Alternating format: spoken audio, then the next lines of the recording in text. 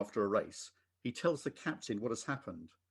When I come in after a race, the captain tells me what's happened, which I thought was absolutely lovely. I just thought that maybe encapsulated how you felt sort of working in that environment.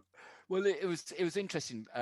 The captain really liked me because he had a real affinity with Devon. He loved going down to Devon. He loved going stag hunting down in the spring. So anyone that came from Devon, you're immediately up, boosted up the ladder. So he was, he looked after you very well. I was schooling horses from the age of 16. I actually reminded Henrietta Knight. There was some of you people might remember. There's a really old horse called Feature, an old hunter chaser, and he was the first horse that I ever schooled. It was the best place to learn. I learned how to play hard, but it gave me a fantastic work ethic. And I honestly believe any of the small amount of success that I've had is definitely down to how hard I worked there. And whatever I'd done the previous night, I was always up the next morning. And even now, and you maintain that philosophy, haven't you? I mean, yeah. I think it's fairly well known. You like to play hard, but you work very hard as well, and never missed a day's work in your life. And you're up riding out horses. I think in the morning you were riding just before you joined us, I believe. Yeah, I ride out every single day. My sort of structure of my day has changed, but I wake up at 5, and I go to bed. I'm normally asleep by 9. But that's just the way that's why I like my day to be. I don't foresee a day in my life when I don't ride a horse. I will ride a horse until I can't. And I just, when people have things in life they like doing, some people enjoy pouring through the form book. But for me, the actual horse is what I do it for. If I hadn't ridden for 3 or 4 days, I really, really miss it. I just enjoy being around horses. You rode some pretty good horses in your time, 250 plus winners, a Cheltenham winner on the Coral Golden Hurdle, Taberna Lord, Cool Ground, Welsh National winner, Solid as a Rock, the SGB Chase at Ascot. Highlights for you as a jockey? Maybe it's one of those, maybe it's something else. Well, do you know what? We were talking earlier on about when I got into racing when I was 16. Obviously, start off, my first winner was a 33-1 chance down at Taunton, and everything was going really well with Captain Force. I was getting rides for lots of different people. Just out the blue one day, Andy Turnell phoned up. Obviously didn't have the decorations there. The morning of the Hennessy, did I want to ride Tracy's Special in the Hennessy? As a £7 claimer, which is it's just extraordinary. So I had a really good run of things. And then after my conditional season, I started breaking my collarbone. That's why I'm such an odd shape. I started breaking my collarbones. I broke the collarbone. I think it was, you could ride in those days. No one really checked as much as they do now. And, I broke it 7 times during the summer and things just started to go wrong for me. My confidence started to go.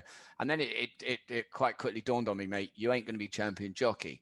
One, you're not good enough. One, I don't think, just watching what Peter Scudamore had to do to be champion jockey, I didn't want to do that. I didn't want to channel my whole life towards doing that, although it was my life. And so I think from that point onwards, from about the age of 22 onwards, I think I really started to enjoy my riding. And I'm not ashamed to say when I gave up, I was not bitter in the slightest. I was extremely proud to have ridden a Cheltenham Festival winner. I rode a winner at Aintree. As you said, I won the Welsh National. I rode on most of the big races, finished 4th in the Gold Cup. There were lots of things when I look back on it now, at the time I probably wasn't that proud. I felt I should have done better. But now when I look back... Yeah, looking back over 15 years, then you sort of achieved what you wanted to achieve, I guess. That's how it's coming across to me. Yeah, if you ride a Cheltenham Festival winner, and you ride against all the top jockeys, you make a living. Just imagine if you're a Sunday morning footballer, or you play cricket, and someone said to you, you can make a living doing that, not at the highest level, for 15 years, and manage to buy your own house when you're 22 or whatever it was when I first bought my first house. You'd snap your arm off, wouldn't you? It's just I lived the dream for 15 years. So it was, I certainly couldn't complain. And I don't. Having said all that, I don't look back ever and think, I've never missed it once. Not once since I retired have I missed riding, but I enjoyed it. That's interesting. And now look, we've got the Cheltenham Festival coming up 3 weeks away. We've got Aintree not too far away as well. I run syndicates on the flat, but Phil runs syndicates on the jumps. Phil, we're all looking forward to Cheltenham. We are. It's going to be a bit different this year for most of us. I'd normally be standing on the steps for the entire week, watching the racing from the member steps because I'm an annual member at Cheltenham, but not this year by the looks of it. But obviously, I'm still looking forward to it. But you do hear a lot of people sort of saying too much importance is placed on Cheltenham at the expense of the other big meetings and the other big races. Do you have a view on that, Luke? Well, I suppose we're almost a victim of our own success with Cheltenham, aren't we? Because, as you say, I don't ever recall when I first started. Cheltenham's always been massive, of course it has, but I don't remember it all being the be all and end all, which it is now for the last 10, 15 years. It's just, they're even saying when you win a Ladbrokes trophy, saying, yeah, well, that's a great warm up, here for the Cheltenham, warm up. It's one of the best races of the season, and so it has changed. I've actually moved now, but I lived in Lambourne for an awful long time, and I used to ride out for Nicky Henderson. I was lucky enough to, and of course, his whole season is geared round, and every horse is geared round getting that horse cherry ripe for the first couple of weeks in March. Is it a bad thing? I suppose it is slightly unhealthy in that a lot of the big races now are looked upon as trials, which I hate. I hate it when people say that because they're good races in their own right. When people say the Guineas is the best Derby trial, you're thinking, what? There's 2,000 Guineas, man. Well, and the danger of building the meeting up to be the only thing, I guess, is horses they're not machines. You pick up an injury for that 1 week in March, and there's a danger the season's a failure, even though you've won 2 or 3 big races along the way. It must be. People have now realised. Everyone, although they gave Henrietta Knight such stick when she didn't used to run best mate very often, people have realised now, like a car, they've only got so many miles on the clock physically and mentally. And so, you say what you want. You see a brilliant finish, a really hard finish. You see a horse. The classic is Surname and Altior, right? Whichever way you look at it, I don't care what issues Surname's got, breathing-wise. That bottomed him out, beating Altior. It remains to be seen what happens at Altior. I hope, I love the horse. He's my favourite horse. I hope he comes back and wins the champion chase.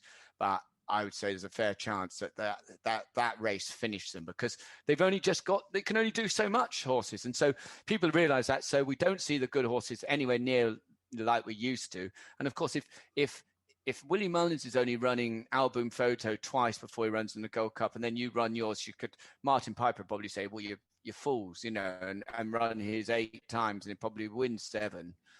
But he's at a disadvantage then when he goes to Cheltenham. So if one person does it, in the day, if you like, back in the day, everyone used to run their horses much more. So it was a level playing field. Sure, yeah. Well, hopefully, maybe these things do go round in cycles. Maybe we'll have a Gold Cup winner that's won 10 times, and suddenly that'll become fashionable again. Let's keep our fingers crossed for that, maybe. Well, I like seeing the good horses running handicaps. Yeah. Off big weights. I think probably the race that I've enjoyed most in my career watching was Denman winning the Hennessy second time. Absolutely, with that sort of way. It was literally. I was on the balcony by the press room. I was watching Emily Jones and Jim McGrath, and I started crying. It moved me to tears. It was so to see a horse put everything into a race like that was just unbelievable. Yeah, and that's what the game's all about. I think those kind of performances are the ones that sort of stick in the mind, and that's what we all do it for. But so, what are you looking forward to at Cheltenham? Which are the races that are most floating your boat at the moment? If I could ride one horse, I'd ride Monkfish. I think he's the most exciting horse we've seen in nearly in my living memory. I mean, he could be. I was never around when Arkle was around, but he's getting to that sort of status because he's He's just looked absolutely unbelievable. I still think he'll improve off the back of this year. The way that he jumps fences, I don't want to put the kibosh on him now, but the journalist curse. But the way he enjoys his racing, the way he measures his fences, is just poetry for me. That's, he just enjoys his racing. And then on the other side of the coin, you've got Shishkin, who has just oozed his class. Obviously the Arkle's going to be one of that head-to-head with a Nergaman. It's just going to be it's going to be thrilling. But it's just lovely to be down at the starts. I'm at the starts every day at Cheltenham, just to sort of rub shoulders with those class horses. They stick out. If you don't know anything about a horse, you've never seen a horse, they just stick out like sore thumbs. Now, look, part of the reason that we do this podcast is to encourage racehorse ownership, whether it be syndicates or people who are thinking of dipping their toe into the water. I'd like to get your take on, so for example, when you were working with Captain Forster and Henrietta Knight, there weren't so many syndicates around then.